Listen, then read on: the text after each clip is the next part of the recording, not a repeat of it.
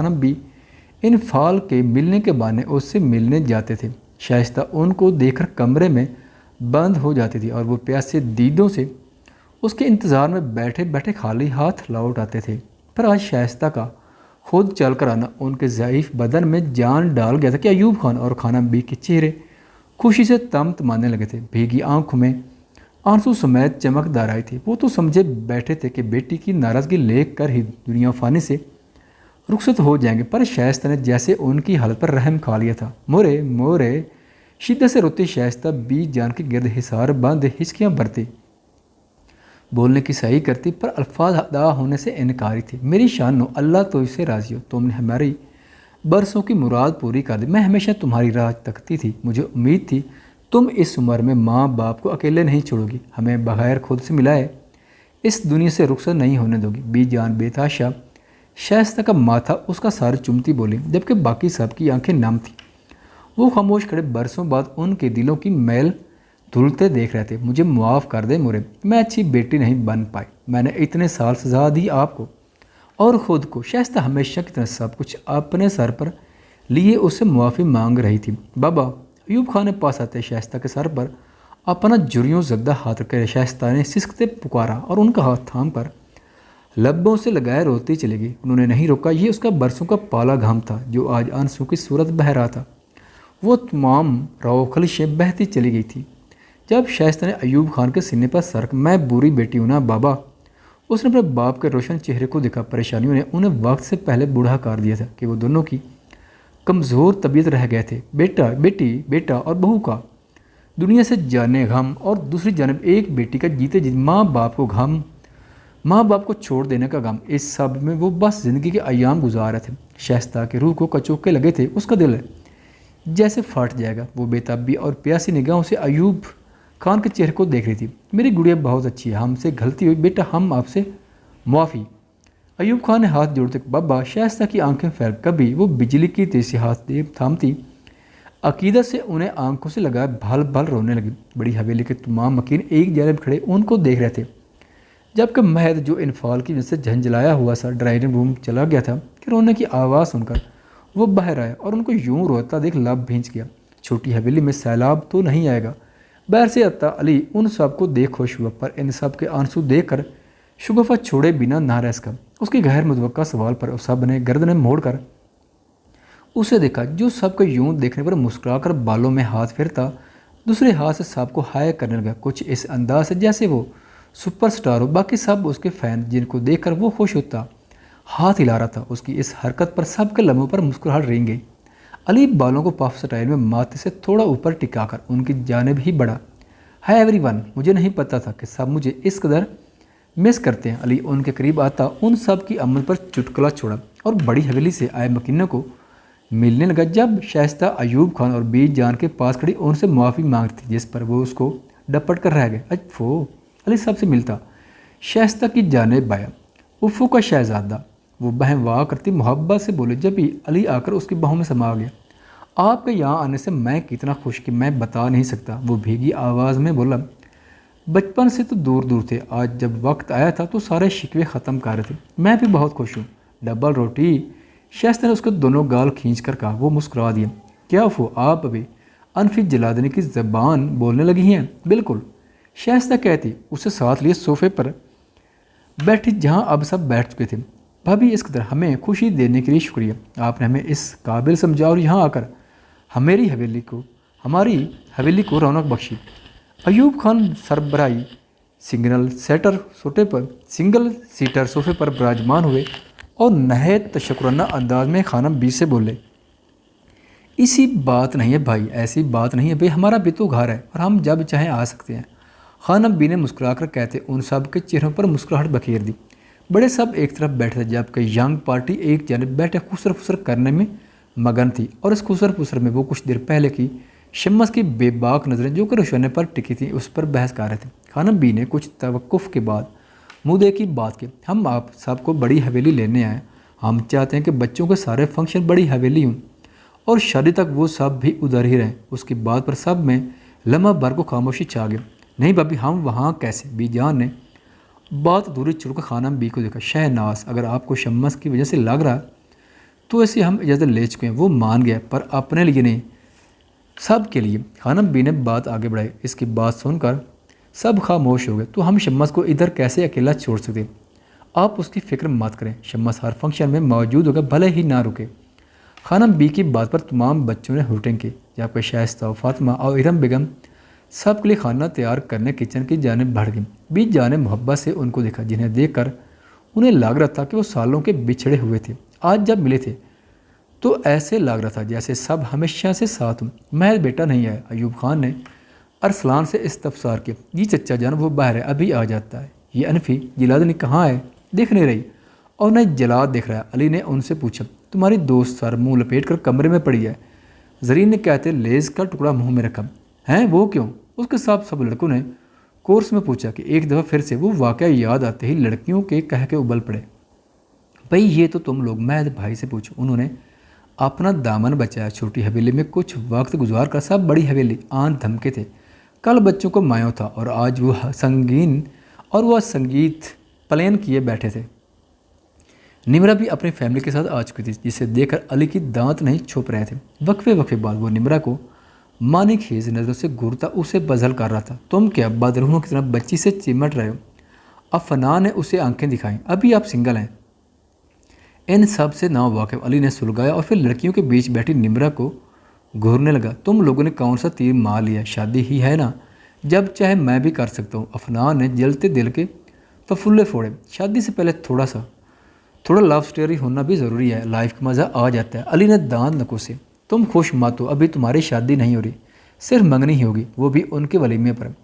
افنان نے چبا کر کہا اور لڑکیوں کی جانب بڑھ گیا۔ اس کو اس جانب جاتا دیکھ بدر، سمد اور علی اپنا سموں لے کر رہ گئے۔ یار اگر مہد بھائی کو پتہ چل گیا پھر؟ روشن نے ان کو آگاہ کیا۔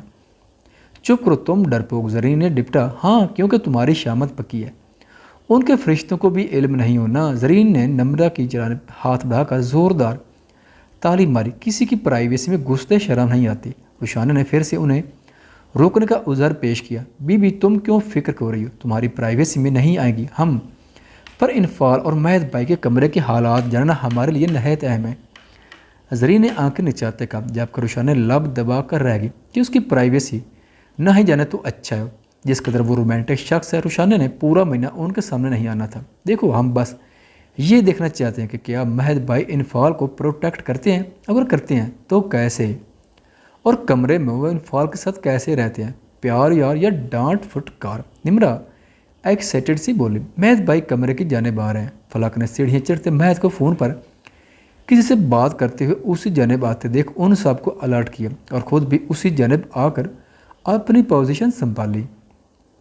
وہ چاروں گلاس ونڈو میں اوپر نیچے لٹکی ہاتھ کے برابر کھلی ونڈو سے ان کے کمرے میں جھانک رہی تھی، جبکہ چہروں پر شریر مسکراہٹ رخصاں تھی۔ تبھی واش روم کا دروازہ کھلا اور انفال بھیگی سی گلے بالوں کو پشت پر پھیلائے بہہ رہے۔ اس نے ابھی ایک قدم ہی بڑھایا تھا کہ نظر فرش پر پڑے کاکروچ پر گئی۔ اس کو دیکھ کر انفال کی جان جاتی تھی۔ وہ چیختی وہیں سے فل سپیڈ دوڑ کر بیڈ پر چڑھ گئی اور ہراسان نظروں سے اسے دیکھ رہی تھی جو تیز سے فرش پر گھوم رہا تھا۔ بچاؤ پلیز!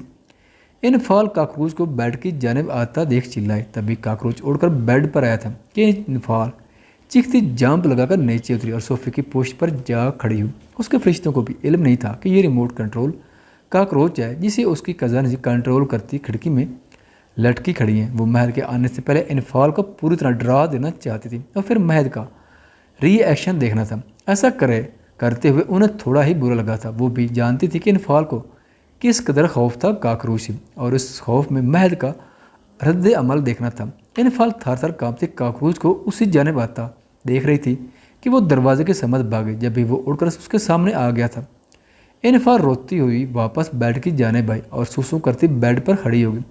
کوئی اپڈیٹ؟ مہد نے چھوڑتے ہی استفسار کر ڈالا۔ دوست ہوں، تیرا بندہ سلام دعا حال حوالی پوچھ لیتا ہے۔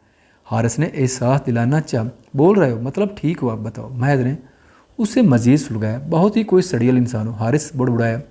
حشمت پاکستان آ گیا اور کل شاداب رومانہ اس سے ملنے آئے تھے۔ حارث نے مدعے کی بات بیان کی، جسے سن کر مہد کی پیشانی پر شکنوں کا جال نمودار ہوا۔ شاداب حشمت سے بات کرتا تھا، اس سے مہد بخوبی واقف تھا اور یہ بھی جانتا تھا کہ شاداب ضرور اسے پاکستان بلائے گا، پر رومانہ کا ملنا اسے سمجھنے میں دیر نہیں لگی تھی۔ تم ندا کو لے کر کل صبح یہاں پہنچو۔ خیریت؟ ہاں، شادی پر انوائٹ ہو تم، اور کل صبح یہاں موجود ہو تم دونوں۔ مہد دو ٹوک انداز میں کہہ کر کال کٹ کرتا اپنے کمرے میں آیا۔ اسے قدم رکھتے انفال کی چیخ سنائی دی، کاکروچ! مہد کو اندر آتا دیکھ انفال پوری شدت سے چلائی تھی، جبکہ مہد نے ناسم سے اسے دیکھا۔ آنکھوں میں سرد پن مجتمع تھا۔ مہد، کاکروچ! آپ کی بار وہ پھر سے چلائی تھی۔ Water Bush! مہد کی پیشانی پر شکنوں کا جال نمودار ہوا تھا۔ اس کی طرز تخاطب پر اس چہرے پر سرخ گلنے لگی تھی۔ میرا مطلب کاکروچ آپ؟ وہ ہکلاتی بولتی۔ مہد کا میٹر گھما گئی تھی کہ وہ شرر بار نگاہوں سے اسے بیڈ پر کھڑا دیکھ رہا تھا، جو خود سے الجھی خمار شکن سراپا لیے بکھرے بالوں سے مہد دوپٹہ کا ایک سرا اس کے کندھے پر پڑا نیچے سرکنے پر بے تاب تھا، اور وہ خوفزدہ سی کھڑی اسے ہی دیکھ رہی تھی۔ کیا بکواس کر رہی ہو؟ ہاں۔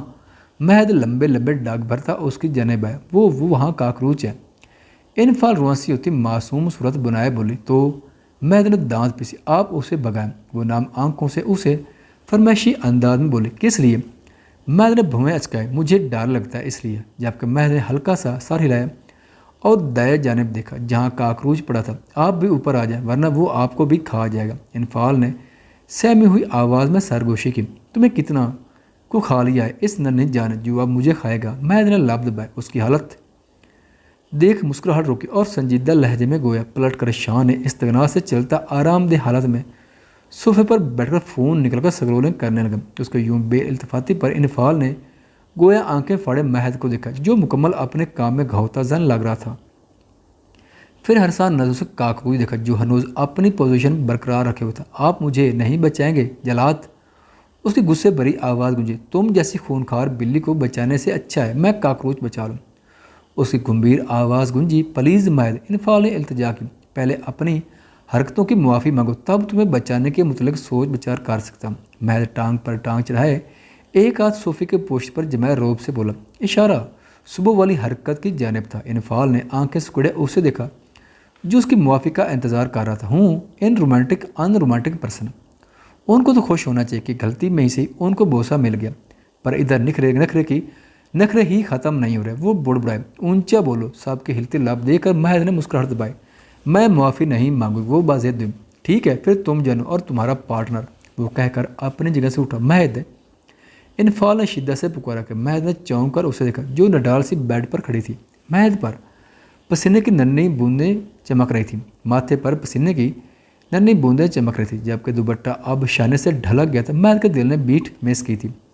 وہ سراپا قیامت بنی خود سے انجان مہد کے جذبات بھڑکا گئی تھی۔ مہد نے ایبرو چکائی، گویا بولنے کا اشارہ دیا۔ وہ انفال نے کاکروچ کی جانب اشارہ کیا۔ مہد نے فرش پر دیکھا۔ اسے کچھ غیر معمولی سا احساس ہوا۔ جب ہی اسے ونڈو میں کسی کی موجودگی کا احساس ہوا، اس نے لب بھینچ کر ایک نظر فرش پہ پڑے بے جان کیڑے پر ڈالی اور نامحسوس انداز میں ونڈو کی جانب دیکھا۔ مہد نے نچلا لب دانتوں تلے دبایا۔ اسے ساری کارروائی کی سمجھ آ چکی تھی۔ تو تم معافی نہیں مانگو گی؟ مہد نے اسے دیکھتے سنجیدگی سے دریافت کیا۔ انفال نے نفی میں گردن ہلائی۔ مدد چاہتی ہو؟ انفال نے ہاں میں سر ہلایا۔ تبھی مہد نے اسے اپنی جانب کھینچا کہ وہ اندھے منہ گرتی پڑتی اس کے سینے سے ٹکرائے۔